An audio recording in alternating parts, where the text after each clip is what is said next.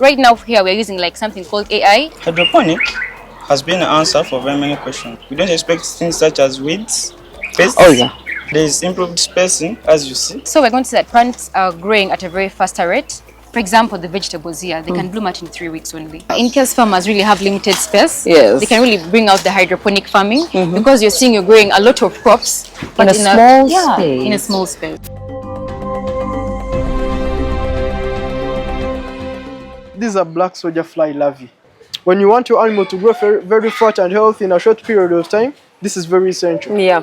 These are chickens, as you can see. We feed them the feeds that we have recycled from our food waste. Everything in school is put into use. You're managing your waste by making briquettes. These ones are made actually today. So here we have our prototype of a self-watering irrigation system. And you thought you were smart. Come, I'll show you smart children.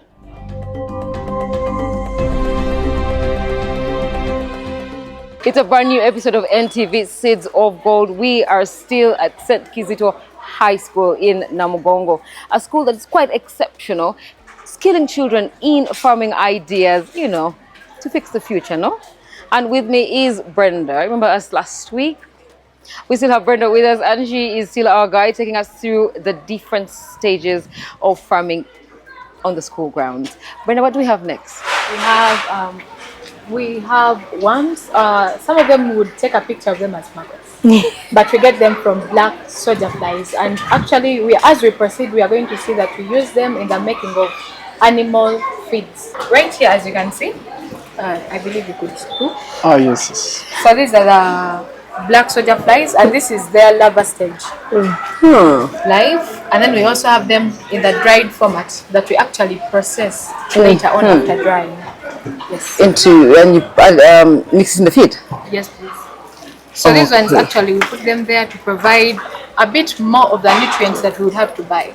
Yeah. Most of the companies have to buy maybe the silverfish, more of the soya, but for us here with this, we are providing it generally at once. With pretty much everything that it needs, extra nutrients and all. Yes. Okay, who do we have here? With this, Kevin, to take us through the whole bit. Hi, Kevin. How are you? I'm fine, madam. Welcome to the show. Thank you. Take me through your lovely friends here. These are black soldier fly larvae. Yeah. It is the larva stage of black soldier flies. The black soldier flies have a life cycle of 4 stages. Yeah. It undergoes a complete metamorphosis from the eggs to the larva stage to the pupa, then to the adult. Yeah. So this we have is the larva zone in which we are interested. Yes. So we import black soldier flies. Yes. And we gather them in that cage you see there. So it is in that cage that we lock them and we allow them to lay eggs. They lay eggs in food waste like this. Yeah. We collect food waste from RDH, we pour it in containers like this, then we allow them to lay eggs. So after some time, the eggs will be provided with optimum temperatures from the food waste, then they hatch. Yeah. So from the hatching, they come to pre-larva stage, then to the larva stage. So it is this larva stage that you're interested in. When you create this yourself, do you still have to import the fly, or you can get some of this to continue the cycle and actually? Yes, you only import once for the start. Oh, yeah. Then when you need more for the next eggs, you leave those one to continue up the cycle. The adult stage. Of course. Yes. So these black soldier flies, larvae, you can give them to the chicken or fish raw. But for us, we go ahead to dry them and crush them and mix them with other foods so that we can make animals like cows or chicken to eat bones, which was actually impossible. Yeah. So what we do, we dry them and we dry the bones, we crush them together and we mix them with some other nutrients, as we shall also when we reach to food waste management, and we manufacture a complete food animal feed. Yeah. So this one has a very much content of proteins. When you want your animal to grow very fat and healthy in a short period of time, this is very essential. Yeah. Now I've visited quite a number of farms that have tried this. Yes. I hate the smell. It is horrible. How is yours not horrible? As you can't feel the smell, I'm sure. You're smelling it. So I'm surprised. So this is maize brand. Yeah. When you put it there, it tames the smell completely. Yeah. Yeah. People are learning. It's very impressive. That's a very good fact that we are learning today. thank you. So from here, you give the fish, you give the chicken. Every animal that can feed on manufactured feeds. Yeah. Yeah. No, but here at school, Yeah. we are giving it to the fish. We're giving it Fish, to the chicken. We also have a farm for pigs, cows, goats, and sheep. Impressive. This is our cage in which we breed the flies. Want to get it? When we import the flies, we Yeah. trap them in this wire, make sure they can't escape. Yeah. So you find them on the walls. They stuck there like that. Yeah, actually after producing they die. We remove them and just throw them away. Or also crush them because they are dry. Yeah. Then when we want new ones, we leave some of the eggs to continue through the cycle and they become adults. Yeah. So these are the ones that have turned to pupa stage. Oh, yeah. This is pupa stage.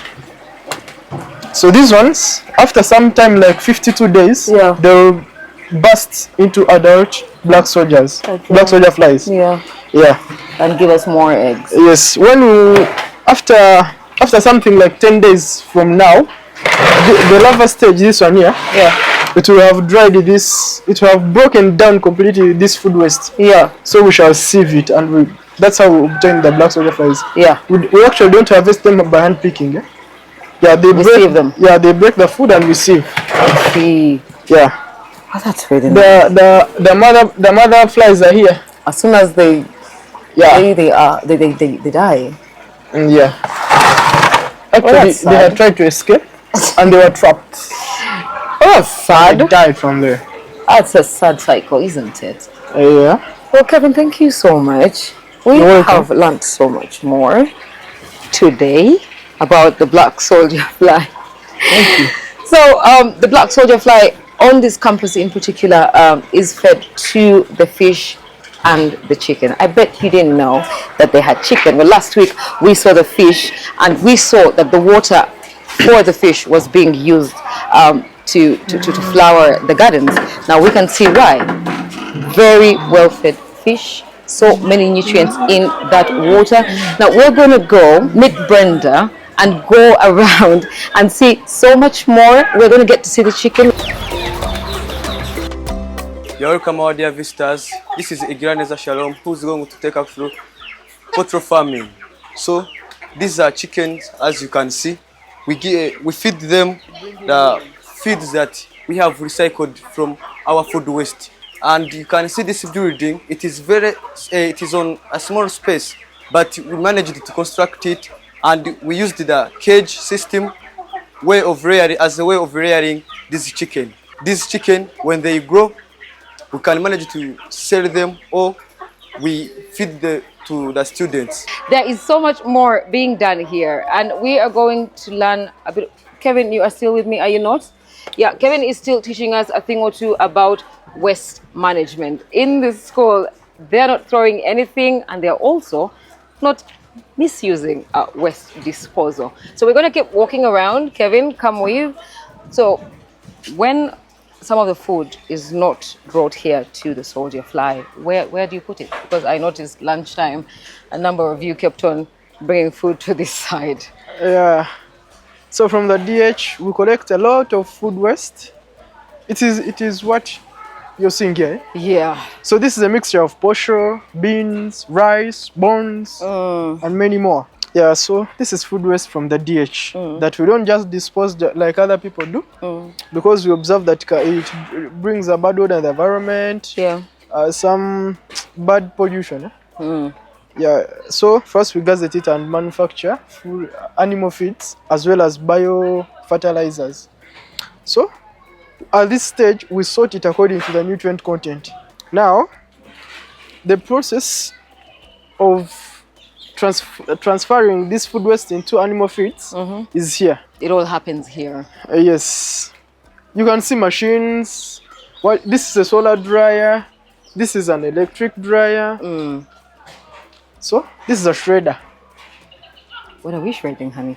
This shredder, we use such kind of posho in this form. We shred it to obtain something like this. This is the portion we put in for shredding. Then we obtain something like this. This is shredded portion. Yeah. So this is fresh shredded portion. This is dried shredded portion. Then this is rice. These are combined crushed because they have the same nutrients. That is carbohydrates from rice and portion. Yeah. So what you're seeing up here are fresh wastes, food wastes. Then what you're seeing here are the final products after crushing. After you've crushed. So after we have separated them according to the nutrient content, like sorting, we do dry them and we crush them. Yeah. These are bones.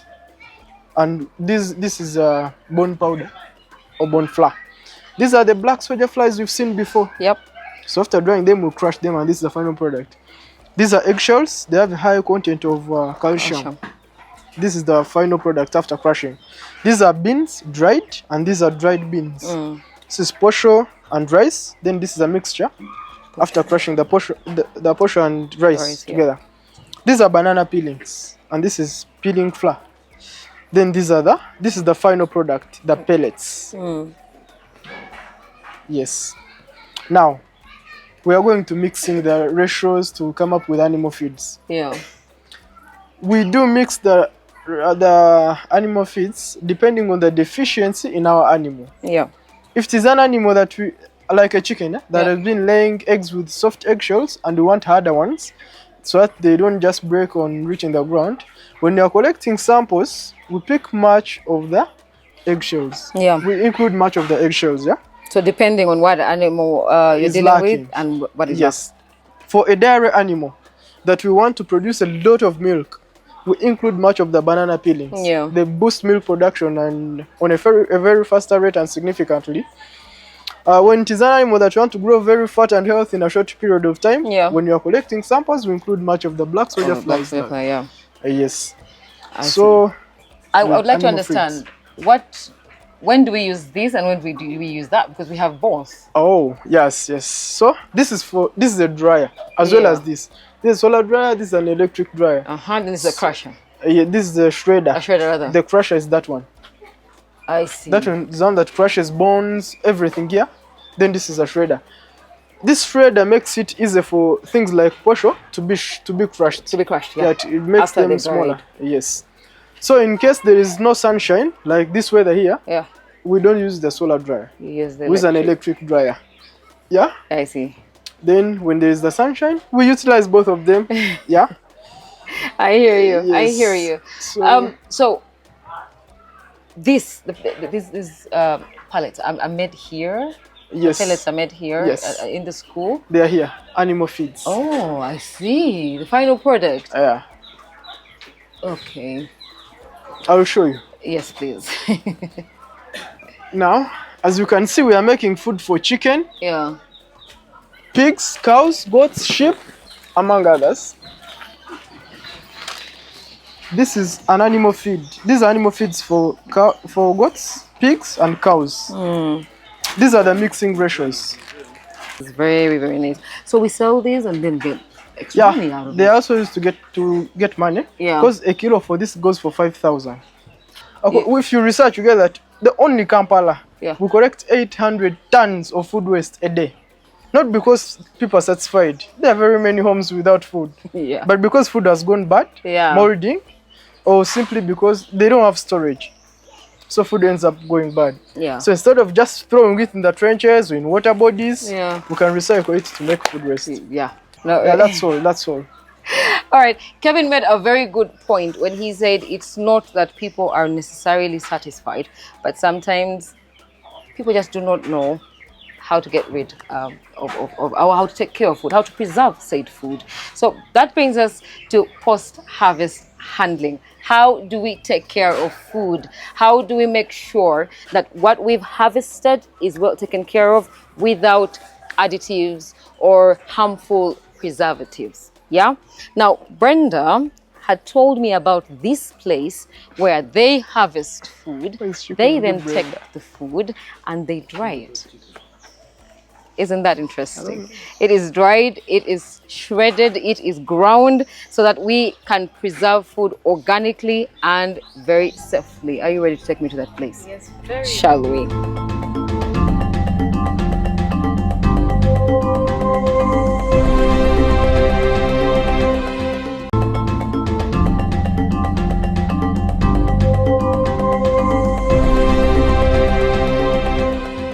it's one thing to think about these children's genius. It's another thing to actually see it.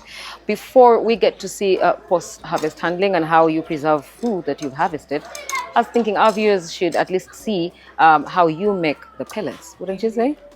Here, it's all about the making and the machinery that we have to use within the process. Yeah. Okay. So we have Adasa again. If you remember from last week, a little genius. Yeah, she can't help herself. Hi, darling. Hi. Nice to see you again. It's nice to see you too. So you are going to take us through the process of making the pellets. Oh, as my fellow Barbara said, this is where they make pellets from. These pellets, I hope they said about feeding stuff. These ones you can feed them to livestock and poultry. Livestock, I mean pigs, chicken, goats, cows, and so on and so forth, as long as they are herbivorous. So these ones, they are made under this process. Here we get a combination of crushed posho or crushed food waste. Yeah. Posho, beans, bones, eggshells, and so on and so forth. We also add the larva stage of the black soldier flies. These ones is to boost the proteins in the foods the feeds that are gonna made. So here is the machine that makes the pellets. Yeah. Some get burnt if you don't control the heat. Yeah, the heat. So here comes I would like to show you how it goes on.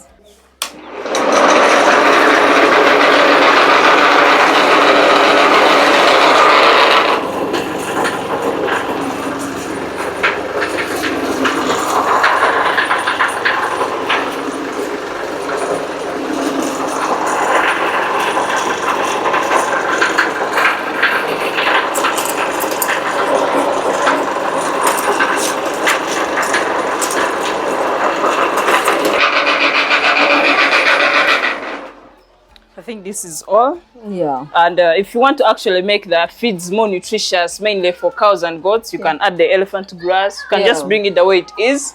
You mix for it will give them a shape. Yeah. Yeah. So we actually also add minerals. Yeah. To boost on the vitamins in the what and the mineral salts in the animal's body. Yeah. We also add meat boosters. Like when you want now to sell those animals, if you want them to look healthy, fatty, so you add this to also to the mixture. Then you process. Beef it up. Yeah. And then you are good to sell actually. After here, you put them on sun for drying. You dry them? Yes, I was about to ask about it because they look a little bit wet. So you dry them? Yeah, you put them under sun, like outside. They are just covered. You put them under sun. Put them on top, they dry up, then you package. You just pack. And you're good to go. Sell. You're good to sell. Without any industrial thing, big deal. You can do it even at home, anywhere.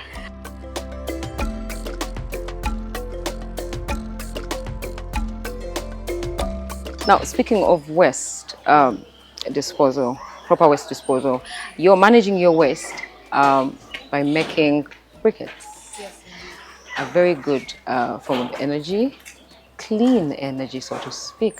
And eco-friendly. Very eco-friendly, yes. When we talk about smart farming, of course, we tap into eco-friendly farming. And this school has taken it a notch higher, where all the waste can become a form of energy.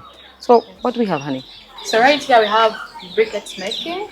As mentioned earlier, it's eco-friendly and all the other benefits that come along. So here we are trying to help save our environment. And also, regardless maybe of putting that aside, we are also trying to pave a way to have a kind of climate that is good for us all and to also our agriculture sector. It's nice to have you on the show, Feta. Oh, thank you very much. So, Feta, what do we have here? Basically, this is the plant where we make the briquettes. Yeah. Yeah, it is the main room. It's like the stomach that processes the food that we take in. So this is where we make our briquettes. Basically, our organic matter is combined from outside. Yeah. And then let to dry. By organic matter, this is just waste that can decompose. Yeah. Combined out and left to dry for some time. Then carbonized to produce what we call char. Char is actually a black substance similar to charcoal dust. Yeah. So it is got from this organic matter and brought into this processing room the way we are seeing it right now here.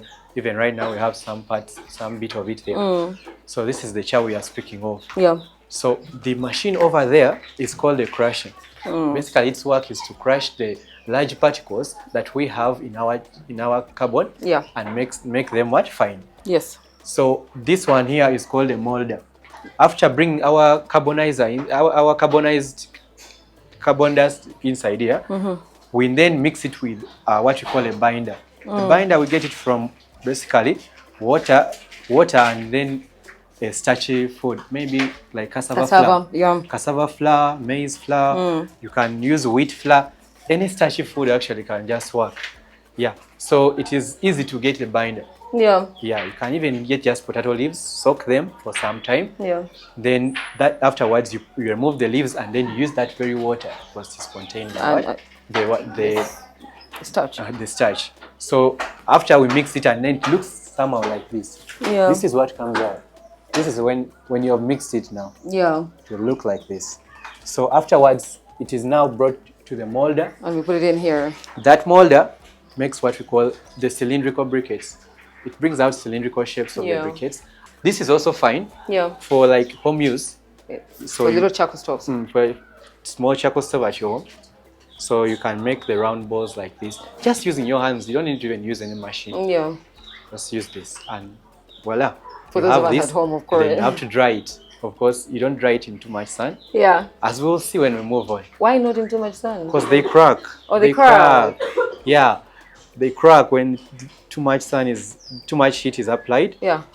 Then they end up cracking. So it's better to that have is not more. good. No, it's not. So that is basically what we do inside here. Let's go to the drying room. Okay. We realize that charcoal is actually very dangerous to the environment. It is. So it is. And we decided to use briquettes. Yes. Which are actually more environmental conserving. That is what, and we produce it on a large scale actually. Oh yes. Yeah, we sell it to the outside market too. Oh really? Yeah. So we are using it as a source of fuel. At the same time, we are also using it as a source of income. Yeah. So. And this is how we dry. You're very welcome. Thank you. This is where we dry them. So this is the carpet above is called a solar dryer. Yeah. It dries the briquettes. So we use the heat that comes from this. So these are the briquettes. These ones are made actually today. So they look like this in appearance, and they take around 3 days to dry, basically. And so afterwards, they will go to this phase, which is now suitable for use. Then we can actually get this, and we pile them in our trays very well. So one tray of this cooks for us our supper and lunch.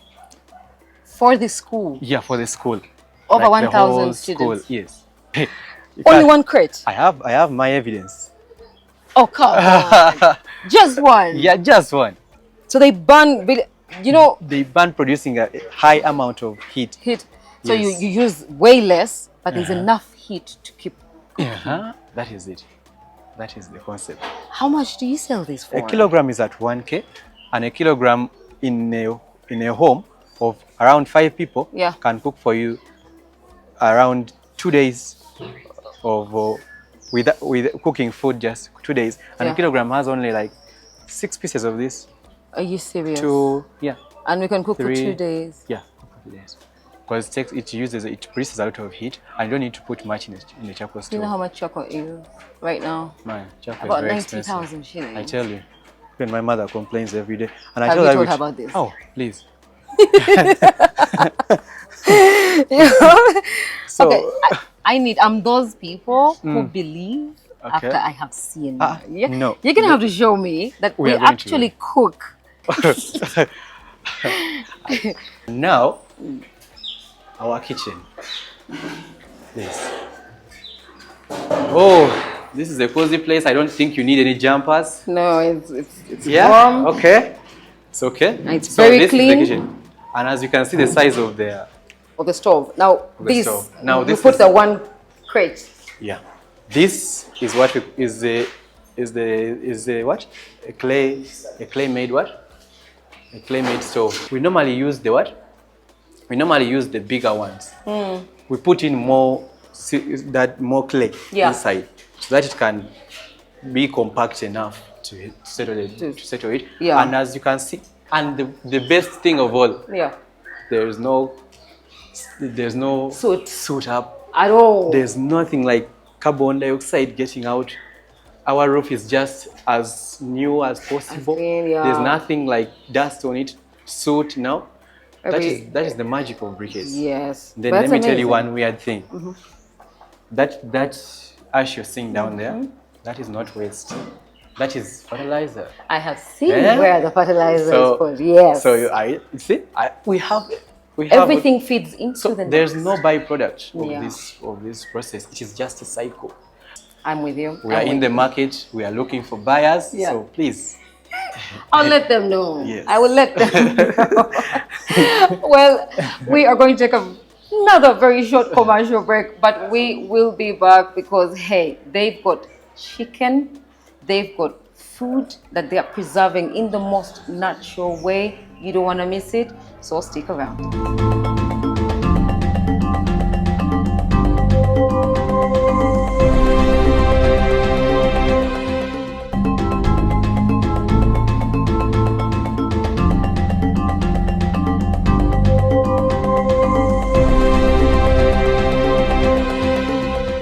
They've made feed out of waste and energy out of waste. Now we see another form of energy right here, and with me is Nelson, who is going to take us through a new innovation in the school. Yes, please. Yeah? Thank you. Biogas. Yeah.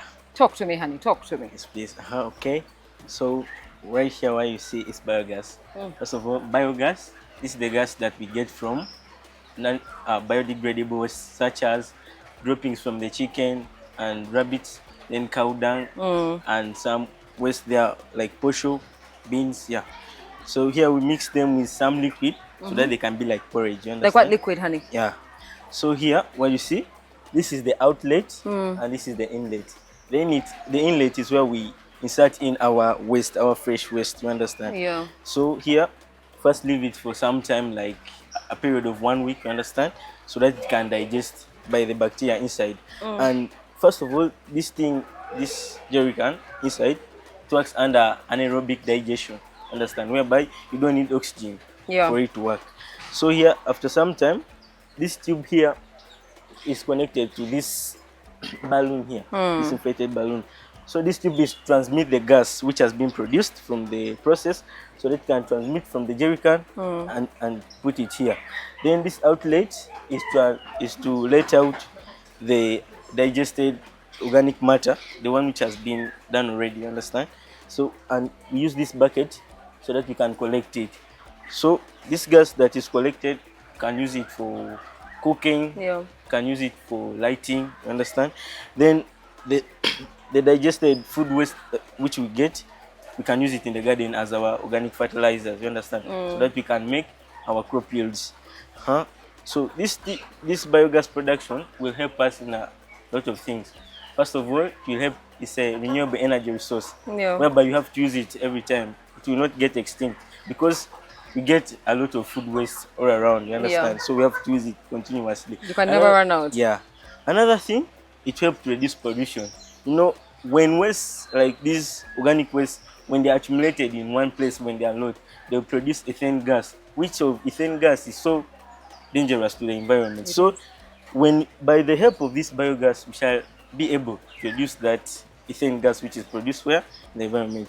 So, and when you're making this biogas, you have to ensure some precautions. Ensure that you are not in an area of fire, because this biogas is flammable. Can easily catch fire. Another thing, ensure that the container you're using, the jerry can, is not leaking, so that it can maintain the digested food which is inside there. Yeah. I see. So this is just a prototype. Yeah. That you've already pitched it to the school. Yes, please. And they're ready to take it out. Yeah. So very soon, it will be you can have it. Yes, please. You hope to have the school running on biogas. Yes, please. So you don't want to pay your EDCL. No, we don't want. Yeah. They're smart, they're entertaining, but hey, just so you know, they are extremely brilliant. I promised you a post-harvest handling kind of procedure that the kids have come up with, and it is utterly and also organic. You want to save your food, you don't want it to go bad, you don't want to throw it away. They have a solution for you on how to preserve your food, and they're making so much money with it. Stick around. Let's go find out.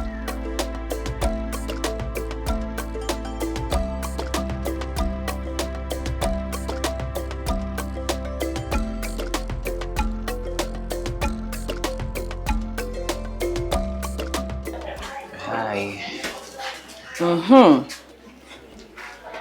So, this is exactly what you meant. We dry it, Yes. we powder it, Yeah. we package it if we're going to sell it. Indeed. If we're not going to sell it, just keep it in a few containers and have it at home. Yes. Okay, so who of these delightful people will take me through? I'll do. Hi, Hello. I'm Sheila. I'm Roshan. So, Roshan, do take me through what exactly we have here. Here we have our foods, fruits, and some vegetables that we do preserve so that they do not get spoiled after some time. Like in this our country, there are periods where seasons where we have food in plenty. Yep. And when the food is scarce. So during that time when the food is plenty, we can collect it, preserve it, and use it when the food you is really scarce. yeah. Yes. I see. So, how do we dry? Do we use solar dryer? Do we use what could somebody use? You can use the solar dryer. Yeah. There is an electric dryer like the one we have right Here. here. Yes. The electric dryer can take 24 hours, but for the solar dryer it takes about 1 week. To dry. To dry the fruits. Now, how much can I put in the electric dryer? Because I know the solar dryer, I can put plenty in it, and I dry at the same time. And the electric dehydrator depends on the size. Yeah. Because it has racks inside. Should I show you? Yes, please, of course. It has racks on the inside. And these are the racks.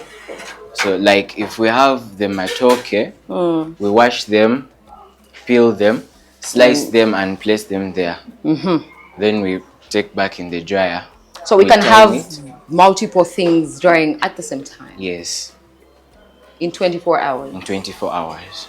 And that's how we achieve these.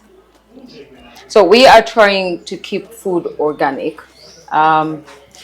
At the same time, preserve it. You want to eat something later, you want to eat right now, but you don't want it to go bad, and you do not want the additives that come with preserving the food. This is the Pearl of Africa, and there's a reason as to why we are the Pearl of Africa. A country that has multiple harvest seasons, so we have so much food in store. So if there's anything we're going to learn from these kids, it's something like this. So stick around, there is still so much more. They are incorporating artificial intelligence into irrigation. When I tell you this school is all about intentional smart farming, guys, I'm not kidding. Don't go away.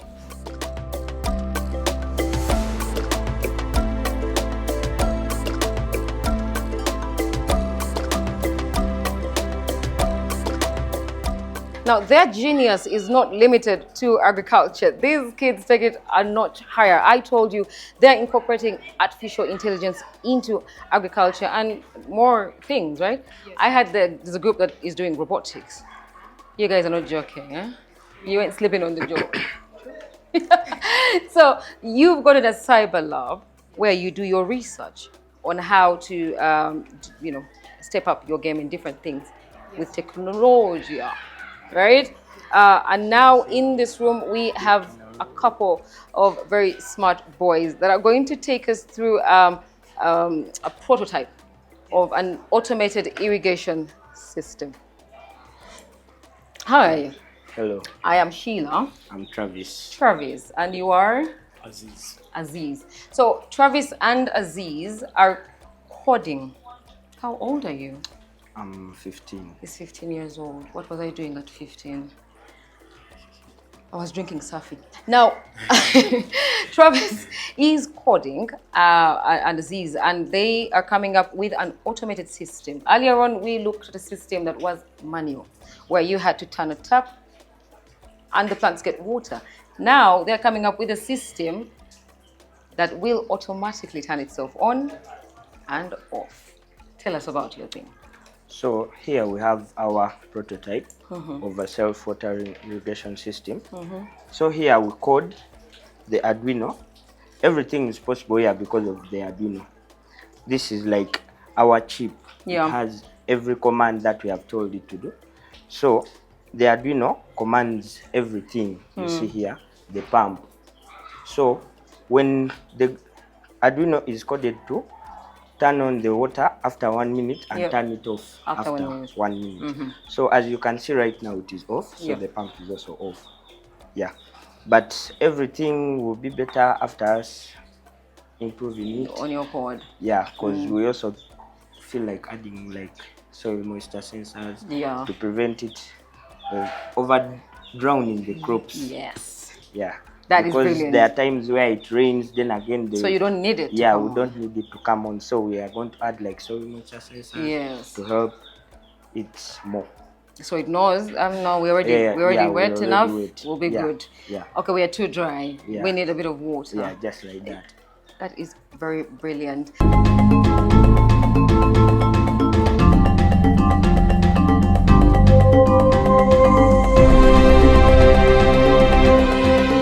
Today, I want to talk about diseases. Most goats in this era die because of diarrhea. How does diarrhea kill our goats? Diarrhea is a very common disease in our goats, and it is caused by dampness of the place, feeding on rotten material or poorly managed material, that is pasture or whatever it is. Number 3, it could be worms. Number 4, it could be a viral disease called PPR or called coccidiosis. And in kids, it is clostridios. Now, whatever cause it might be, if a goat is diagnosed with diarrhea, diarrhea has signs. A goat is supposed to be clean. But the moment you look and at its back, it looks like that. Just know this goat has diarrhea. It is diureting. What does it mean? It means it is losing a lot of water. It is going to be dehydrated. So, number 1 thing, first separate it from the goats. That is the number 1 thing. Before you do anything, first separate it from the other goats. Number 2, make sure you first find out, does it have other signs here at the mouth? If it has a lot of mucus and probably it has a lot of chovu, foam, is it the name? Mani, I am a goat farmer. So if it has foam and it has mucus and it is diureting at the same time, be sure it could be suffering from a viral disease called PPR. And that viral disease has no cure. We just treat by what we call symptomatic treatment. We treat what we see because it is a viral disease. Here, we give it what we call sulfur. Any sulfur drug, for example, we have Gentamox, we have Aeroflox, we have a lot of them. All those drugs we can inject and this guy will be okay. Then if it has also this, it means there's something happening inside the lungs. So we know there is a respiratory problem. So that is where we get macro or tyrosine and inject. So sometimes we inject here and inject at the back at the same time. So you find we have given it double shots. But that works if you're able to see that this goat is sick very soon. No sooner had it fallen sick than you saw. Do you remember that statement? No sooner had it fallen sick than you saw. Otherwise, if you don't see immediately, then you will hardly save the goat. Because if you diagnose it to be sick, maybe 3 days later, that is gone. That is the importance of having a professional person at the farm. If you don't have a professional person, then you're not yet a farmer. Because imagine this was a hospital and there is no doctor. People come, they have headache, they have flu, but no one has to do what we call consultation. So every morning, the vet comes around, he does consultation. All these are patients, these are potential patients. So he comes and does what we call surveying. Who is who? Who is who? Then he realizes something is wrong. He attends to it. And you see, this guy is now brought back because he shouldn't be dry. This is a dry matter. Otherwise, he should be in a quarantine somewhere if it was really, really fresh. But you see, the guy is getting okay. That is why they are marking him so that they can always mark sick goats. That is if you want them to stay together. But if you don't want them to stay together, put them in a quarantine. If they get better and now they can feed, you see it has been feeding, bring them back, but still mark them for easy follow-up to see that it really gets better 100%.